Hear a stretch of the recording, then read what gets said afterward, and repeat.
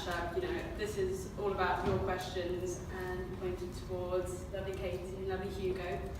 So Katie Leamon has her eponymous kind of stationery and greetings card business.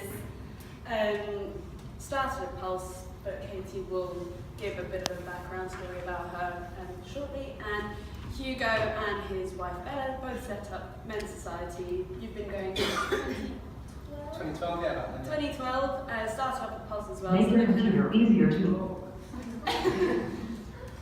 And they're seasoned exhibitors. They've been doing the kind of trade show scene for a while, so have a lot of knowledge and a lot to share. So if you both want to kind of just quickly give us a brief introduction about your companies, and we'll go into questions. We'll kind of go through step by step. So, you know, what you have to consider before the show, actually being at the show, and then after the show. I mean, as simple as that. So I've got a card and stationery brand. I started at Pulse in 2000 and I was technically started in 2010, but I did my first trade show in 2011 at Pulse. I didn't really know what I was doing at the time. I had a stand and I kind of hodgepodged something together, but I managed to get kind of, you know, a few good leads off the back of it. I did actually just before Pulse I'd done the Liberty Open Call Day, where they then took the collection on. So that's like my first big stockist, which was really key for me to kind of then start growing the business. And kind of since then it's been I kind of carried on doing. So now I've branched into. I started just with cards, and then I've got now like notebooks, stationery, gift wrap, accessories, and we're kind of looking to develop into different other product ranges. It's gone from kind of being me doing everything to now having quite a small team. There's about 12 of us now, and we do all the production in-house, all the marketing in-house, all the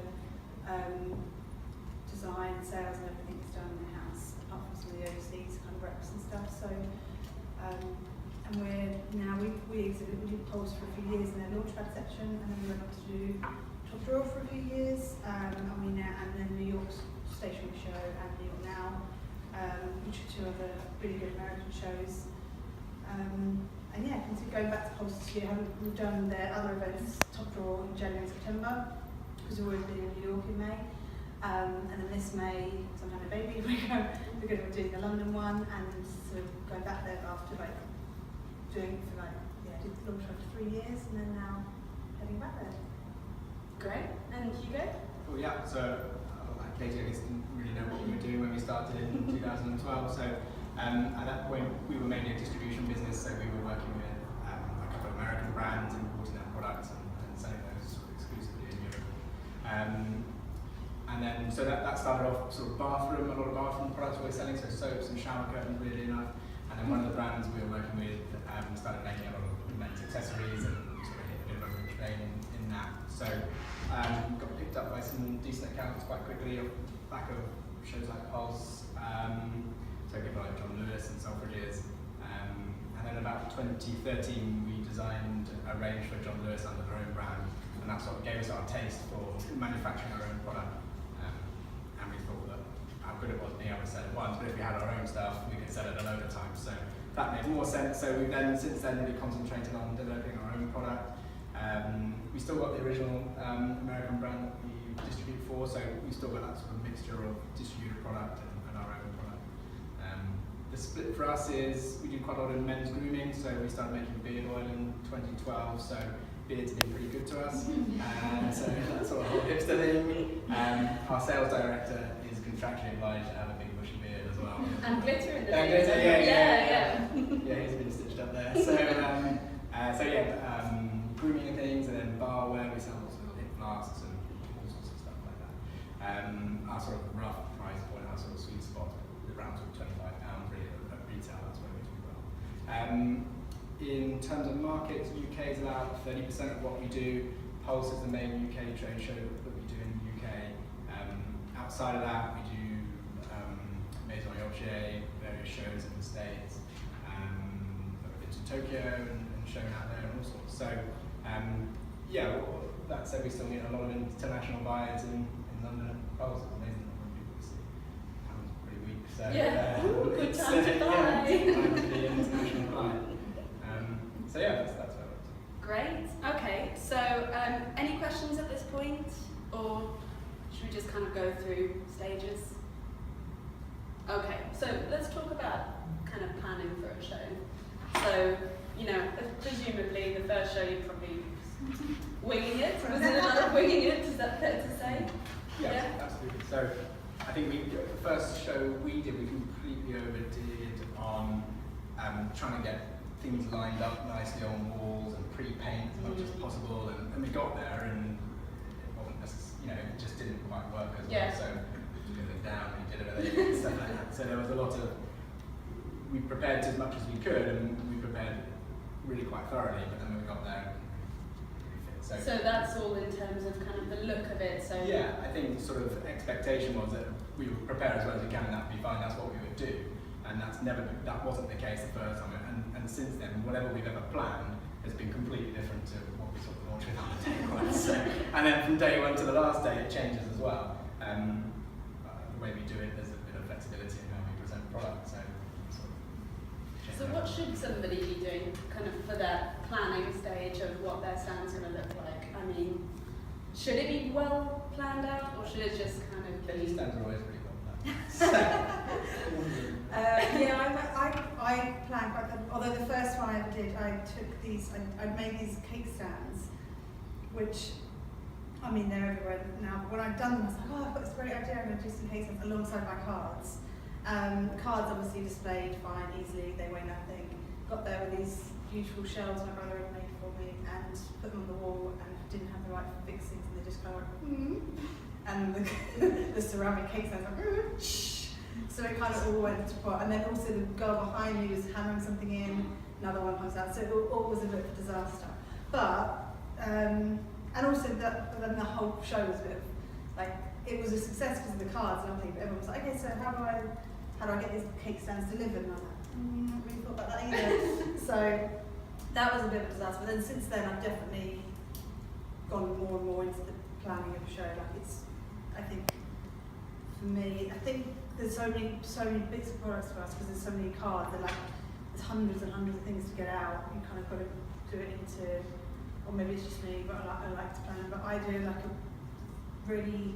I've only just started doing this. My boyfriend's like, you have to do this scale. I always have sketches of what it's going to look like and get there and go, oh, that gap is meant to be 0.5 metre and it's actually only 30 centimetres. But so now I would thoroughly recommend putting a scale drawing of your wall and allow for the fact that, you know, if you're doing a trade show, you've probably lost about 5 centimetres at the end of each wall because of the build, the way it's built. So no, our neighbours, Rap Magazine, they had a floor made and they had it made exactly to the size of their stand, and then got there and were like, got to cut this floor down by 5 centimetres all around. So don't have anything too set in stone. Like you say, when you get there, you have to have some flexibility. But I tend to mark out space, because I think the thing is, until you've gone there and done it, if you've revisited it, you can kind of see the scale of everything's a bit different. You might do that on your wall in the studio or your home or your bedroom, whatever you're planning what you're going to put up, and the wall might be lower and therefore the proportions are all out, and actually the walls are quite tall, and buyers can actually, if they stand back, they can see quite a lot. You don't need to necessarily only do it in sections. So all of that sort of thing, going to seeing it, previously, or looking online at photos, because people have always got their photos. That's the beauty of that social media stuff. You can see other people's stands. But I definitely think planning is, but allowing, like Hugo says, allowing some flexibility for when things don't quite go to plan. They never ever, every time. Yeah, Something's gone wrong every time. Even as event organisers, we're there, we're going, oh, this bar's going to look great, we're going to build it this way, and then we get there and we're like, this isn't going to work, now what do we need to do? So it's always kind of being prepared for contingencies and being flexible. Does that mean spares of... You need someone who's practically minded with you, I think. Someone who's sort of calm as well. Because if you've gone to all the trouble of sort of drawing that out and getting it right, and then you get there, you can get a bit of a flap quite quickly.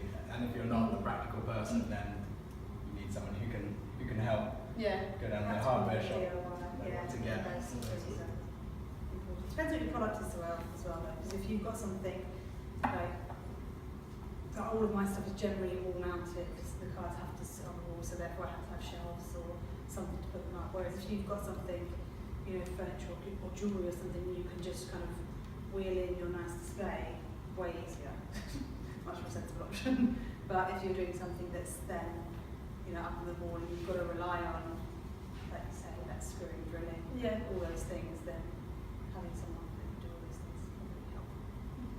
If I could just quickly ask all of you, have you all started thinking about your stand, or have you kind of done it before, so you just kind of feel, oh, this is fine? Like, where are you at? So put your hands up if you've thought about it. Well mocked up, you know, plan in place, and then who's not quite sure yet what they're doing or where they're going with it? I've gone to a few plans. Okay, I mean, that's good. That's I good. do that every time, still. Yeah. I could do this, I could do that. Do we have any questions at this point, you know, specific? Yeah. Do you design it differently every time, or is it generally always the same?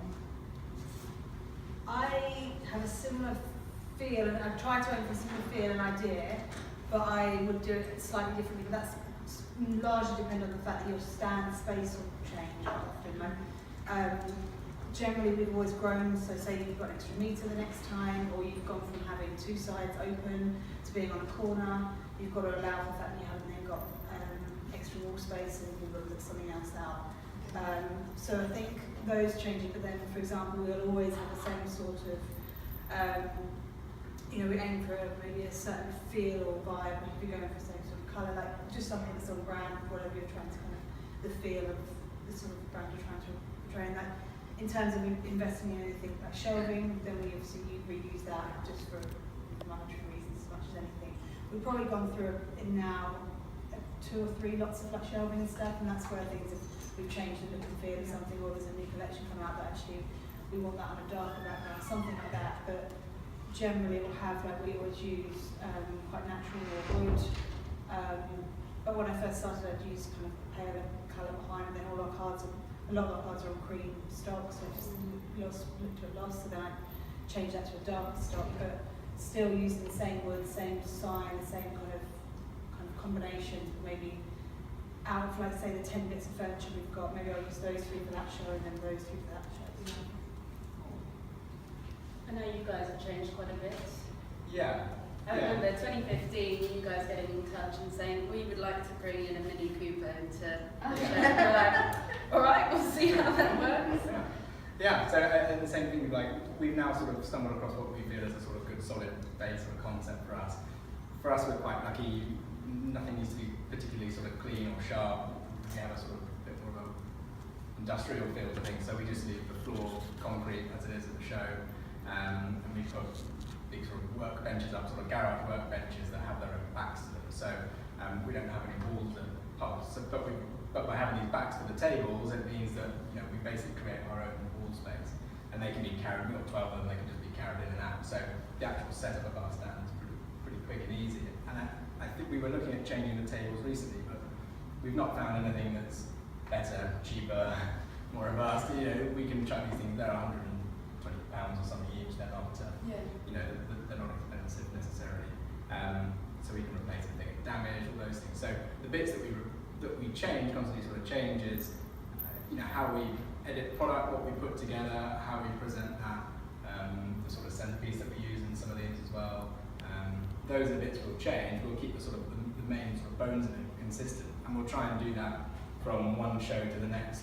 You know, wherever we are, be it in the States or wherever, so that if a buyer walks past, they're going to instantly recognise that as a mental science stand.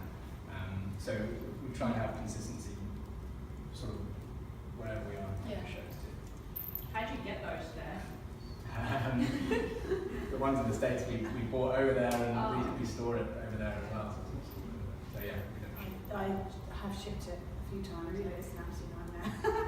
But I'm learning the hard, learning the expensive way on that, because we were, you know, unlike you, our stuff is, like the samples itself packed down quite small, because they're only, so the first couple of shows I did in America, I took over the suitcase, and then went over to like Home Depot and IKEA and tried to make shelves while I was there. And then it was like, this is stupid. Like the last show was like, this is just too stressful trying to do that all with jet lag, and you've got a day to do it all. So last time we, about 2 years ago, a year ago, we just freighted all of it over in a big crate. But then it costs us some fortune. So it's kind of like, is it worth it to have your brand and your kind of, we then could have the exact same, like you said, like having those kind of like, the bones of your structure is exactly the same, and having your brand identity there is really important. So that's more important to me than maybe a few £100 difference sort of thing. And the stress of having to do it all and get there. But we're now looking into it, so we're going to, the next show in America, we'll have it all over there in storage, because there's actually less annual fee to store it over there than it is to ship it once a year. So what you It's crazy. That's what we did, yeah. We got stitched up between, we had in January, June was out in the States, and we had a show in Atlanta and then going to Las Vegas, and there's a 10-day gap in between or something, so it was all pretty doable. Yeah. And our freighting company failed to pick up from Atlanta. We only found out 3 or 4 days before the day the show started. They ended up charging us $5,500 straight to our Amex card for to get it there. Oh. But the whole show would have been wasted if we hadn't done it. Yeah. So. It seems like there are several ways of kind of doing that. You see brands like Make International, and they'll be at Top Drawer Spring one day, and then next thing you know, they've dismantled their stand and rebuilt it again at Maison Objet in Paris. So It's also new, if you Google different ways of doing that, there's lots of, I sometimes get to shows in America and go, oh, that's actually really simple and really effective. Like, you don't necessarily, you can achieve the same thing by thinking a bit outside the box on how you display things. And then maybe, it depends again what your product is, whether you can just take it in the suitcase. But I would definitely say look into warehousing. But probably not for your first show, probably, because your first show you might, if your stuff doesn't suit the American market, you don't enjoy being there, then you're not going to want to have loads of stuff in there stored. But now we know we've got, like, we're going to consistently do American shows. We're like, yeah, we really should have it all in storage there. Do you have any thoughts on how much space should be your products and how much is sort of negative space that we like to sort of set them off? Is there can we do too much? Yeah, you can definitely do too much. yeah. I think that's a hard one, because it's kind of one of those things that's, with any balance of any sort of design, I think I look at it personally as like I think our stands are quite set out to kind of roughly, golden section rules and kind of like a nice balance of floodplain space. We definitely look back now and go, oh God, we try to put too much on it, too small a stand, too many things out, and actually I quite often go around other people's stands. And there's more and more this kind of quite minimal trend to displays and things, and I think that actually can look quite clean and quite nice. That said, you still need to use that space because it's expensive and you want to kind of make the most of it. But